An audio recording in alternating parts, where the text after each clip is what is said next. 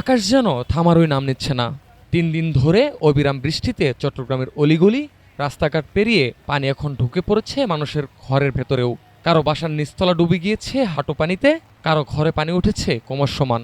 রান্নাঘরের চুলা পর্যন্ত তলিয়ে যাওয়ায় বন্ধ হয়ে গিয়েছে অনেক পরিবারের হাঁড়ি চুলার কাজ। চকবাজার এলাকার বাসিন্দা আহসান হাবিব জানান, মঙ্গলবার সকাল থেকেই পানি ঢুকতে শুরু করে তাদের ঘরে।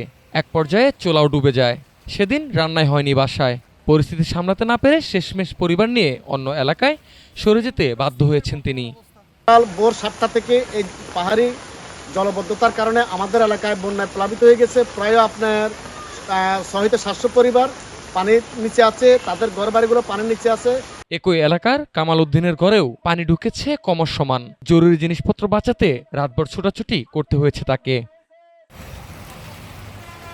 পতেঙ্গা আবহাওয়া অফিসের হিসাব অনুযায়ী বুধবার দুপুর 12টা পর্যন্ত বিগত 24 ঘন্টায় বৃষ্টিপাত হয়েছে 234.9 মিলিমিটার। সকাল 9টা পর্যন্ত হিসাব ছিল 237.5 মিলিমিটার। অর্থাৎ মঙ্গলবারের রেকর্ড বৃষ্টির পরেও বুধবার দুপুর পর্যন্ত বৃষ্টি থামেনি এতটুকু। টানা 3 দিন ধরে চলা এই বর্ষণে শহরের ঘরে ঘরে পানি ঢোকায় এই পরিস্থিতি তৈরি হয়েছে।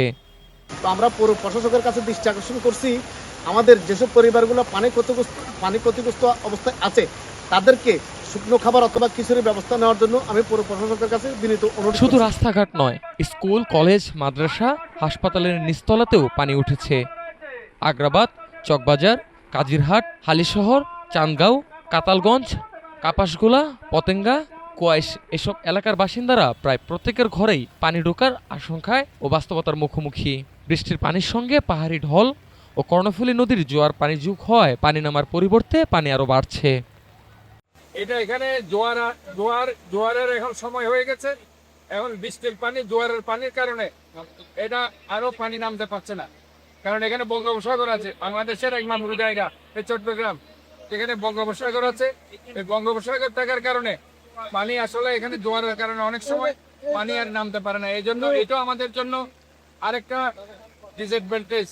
তারপরে ইনশাল্লাহ আমরা কাজ করে যাচ্ছি। পতেঙ্গা আবহাওয়া অফিসের সহকারী আবহাওয়াবিদ মাহমুদুল আলম জানান, সমুদ্র বন্দরে এখনও 3 নম্বর সতর্ক সংকেত বহাল, সঙ্গে জলাবদ্ধতা ও ভূমিধসের সতর্কতাও রয়েছে। চট্টগ্রাম থেকে মোহাম্মদ ফয়সাল হোসেনের তথ্যচিত্রে মুকসুদুল হাসান মিঠু, ঢাকা টুডে।